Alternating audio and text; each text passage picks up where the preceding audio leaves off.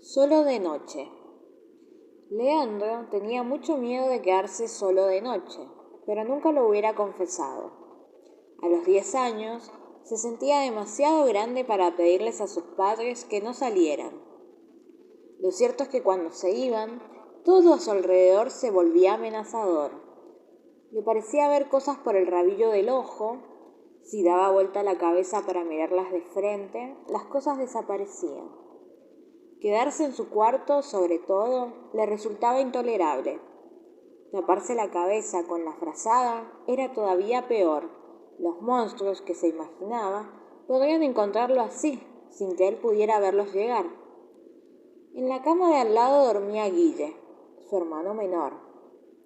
Tenía 8 años y ningún miedo, porque se quedaba con él. Era el único momento de su vida en que Leandro no estaba contento de ser el más grande y le hubiera gustado tener un hermano mayor. El chiquito se dormía con un sueño profundo y tranquilo. Lo curioso es que, al mismo tiempo, a Leandro le encantaba leer cuentos de terror. Era lo único que lo tranquilizaba y lo hacía olvidarse un rato de lo que tenía a su alrededor. Un día estaba leyendo un cuento que le gustaba y que al mismo tiempo le daba mucha impresión. Se trataba de un hombre que había entrado a una cabaña perdida en medio del bosque.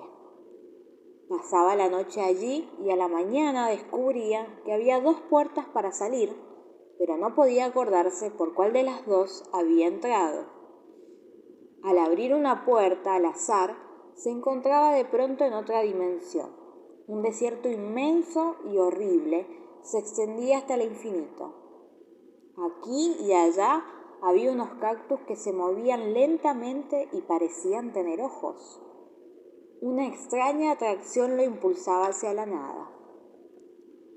Con un sobrehumano esfuerzo de la voluntad, el hombre conseguía resistir y, casi sin darse cuenta, se encontraba de vuelta dentro de la cabaña.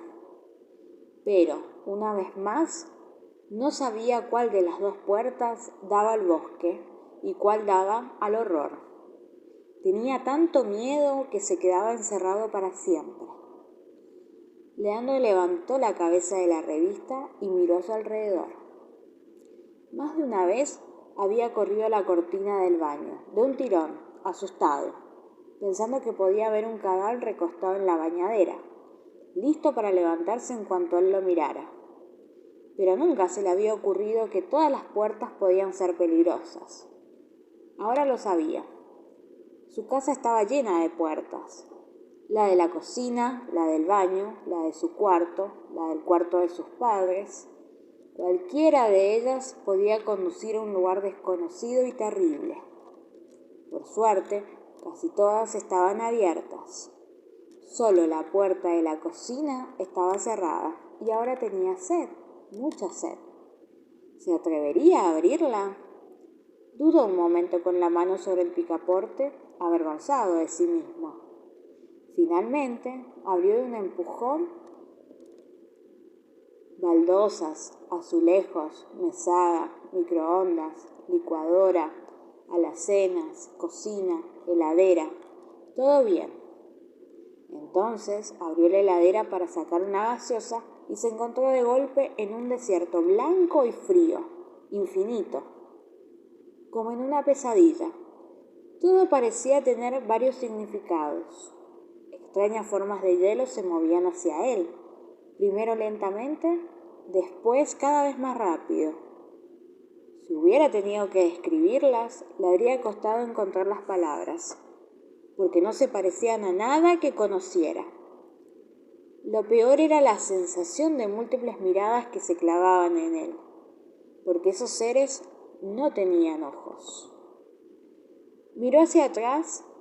La puerta de la heladera había quedado a sus espaldas. Sin darse cuenta, estaba alejándose de ella, perdiéndose fuera de su mundo. Sus piernas se movían haciéndolo caminar hacia adelante como las de una marioneta manejada por los hilos del titiritero.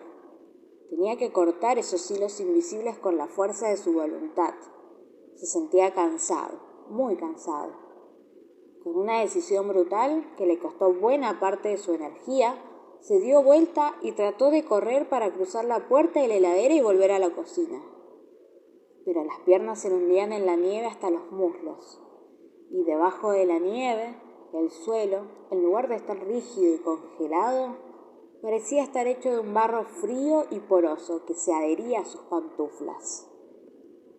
Leandro estaba vestido con un pijama de verano y el frío era tan aterrador que ni siquiera lo hacía tiritar.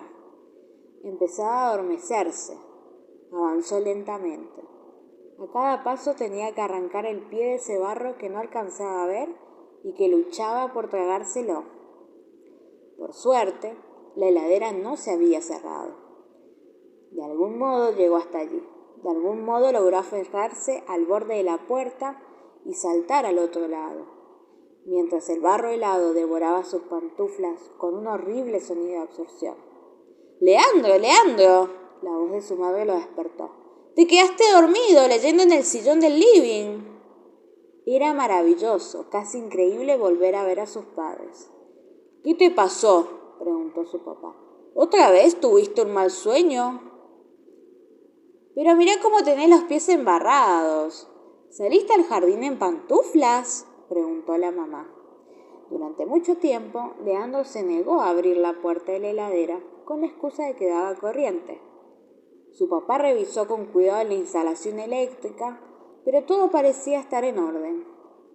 Además, ninguna otra persona de la casa sentía esas misteriosas descargas de las que hablaba el chico, que también se mostraba muy cauteloso con todas las puertas en general. Con el tiempo, empezó a comportarse más normalmente.